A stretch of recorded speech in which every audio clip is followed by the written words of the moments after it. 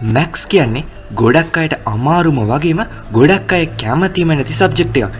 ඉතින් ඒකින්ද මං හිතුවා Max questions, Max equations, Max sums ඕනම දෙයක් solve කරන්න පුළුවන් ඇප් එකක් ගැන වීඩියෝ එකක් ඔයාලට ගෙන්න. කොහොමවත් වැඩි විස්තර නැතුව ඉස්සෙල්ලාම කතා කරමු. මොකද්ද මේ මැක්ස් questions solve කරන ඇප් එක කියලා. Simplify. Eliminate the unnecessary details. Return. Find the future. ඉතින් ඔයාලට ඉස්සෙල්ලාම කරන්න තියෙන්නේ Play Store open කරගන්න. Play Store open කරලා Play Store search bar එකේ PhotoMath කියලා search කරගන්න. PhotoMath කියලා search කරාට පස්සේ උඩින්ම එන search result එක open කරගන්න. ඉතින් මෙන්න මේ search result එක open කරාට පස්සේ ඔයාලට මේ search result එක ගැන ratings බලා ගන්න පුළුවන්.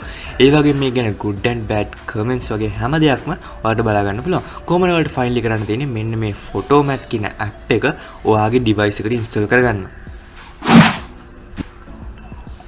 ඉතින් ඔයාලා මේ PhotoMath app එක open කරාට පස්සේ ඉස්සෙල්ලාම ඔයාලට පොඩි introduction එකක් බලා ගන්න පුළුවන් මේ app එක කොහොමද work කරන්න කියලා. ඉතින් ඊට පස්සේ ඔයාලට තියෙන ඔයාලට කැමති sum එකක් මේ app එක හරහා scan කරන්න. ඉතින් මම දැන් මෙන්න මේ sum එක scan කරලා බලන්නම් හරියටම මේ app එක supportive ද කියලා. ඉතින් ඔයාලට පේනවා දැන් මට answer එකක් ලැබිලා තියෙනවා. අපි දැන් මේ answer එකයි book එකේ answer එකයි compare කරලා බලමු හරියටම හරිද කියලා.